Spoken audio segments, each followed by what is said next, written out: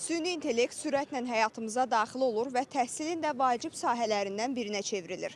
Lakin mütəxəssislər xəbərdarlıq eləyirlər ki, məktəblilərin bu texnologiyadan düzgün istifadə eləməməsi onların təhsil prosesində ciddi boşluqlar yarada bilər. Psixoloqlar bildirirlər ki, xüsusən ibtidai siniflərdə süni intellektin tətbiqi məqsədə uyğun deyil. Görəsən paytaxt sakinləri bu barədə nə düşünürlər? Kitablardan, belə deyək də, əyani vəsaitlərdən istifadə eləsələr daha yaxşı olar. Çünki süni intellekt biraz rahatlığa qaçırlar. Mən yəni əleyhinəyəm. Mənim fikrimə görə bu getdikcə vüsət alacaq. Bunu qarşılamaq mənə görə düşünürəm ki, qeyri-mümkündür. Təbii ki, bundan yararlı şəkildə istifadə etsələr daha məqsədə müvafiq olar. Ümumilikdə faydalı olacağı təqdirdə, əgər plagiarizm istifadə verilməyəcək təqdirdə istifadə etsələr, məncə bu böyük bir nəticə olacaq. Yəni məncə görə müsbət haldır. Mənim fikrimcə bu tələbələr üçün müsbət bir haldır. Çünki təbii ki, düşüncəsi olan tələbə hamısını o süni intellektin vasitəsilə istifadə eləməyəcək. Dərsliyini yəni hazırladığı zaman məsəl üçün hansısa bir mətn də olsa, hansısa bir tapşırığı da olsa, onun üstündə iş zamanı asanlaşdıracaq onun işini.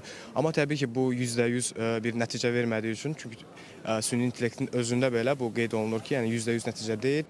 Elm, texnika elə inkişaf edib ki, mən şəxsən onun tərəfdarıyam.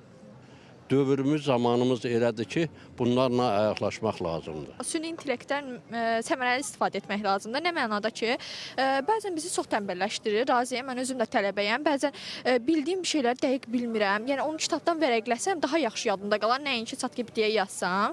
Məsələn, bu mən bilirəm ki, məni arxaya salır. Amma bəzi məsələlər var ki, onları bilmirəm və tapa bilmirəm. Müəyyən qədər heç bir yerdən, kitabdan, mənbədən, kitabxanadan. Mən onu da internetə yazıb ChatGPT-dən rahat öyrənə bilərəm. Məlumatlar daha asan gəlir, həm vaxtımız getmir.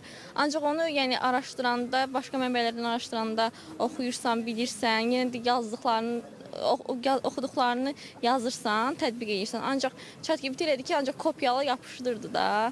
Yəni məncə süni intellekt rahatdır, ancaq ki tələbənin özünü araşdırması, özünü qavraması daha yaxşı və məqsədə uyğundur.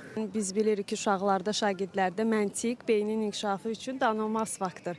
Amma süni intellektdə doğru getdikcə biraz məntiqdən uzaqlaşmaq kimi problemlərlə üzləşə bilərlər. Ona görə mən düşünürdüm ki, bunu məntiqli şəkildə, bunu bilərəkdən və bu sahədə bilgili insanlardan öyrənsinlər ki, uşaqlar necə istifadə eləmək lazımdır və məktəblərdə də çox istəyərdim ki, informatika fənnində o tədris olunsun ki, süni intellektdən tələbələr, şagirdlər necə istifadə etməlidirlər. Bir tərəfdən tənbəlləşdirə də bilər, bir tərəfdən xeyir də verə bilər. Süni intellekt adətən, süni intellektdən olması daha yaxşıdır, məncə. Çünki daha çox, daha dolu. Bir tərəfdən bəzi tələbələri son illər dərs şəklində artımlar istəməz şagirdlər, tələbələri yolludur. Mən də mümkün olsa saat fərqini aşağı indirsə daha yaxşı olur.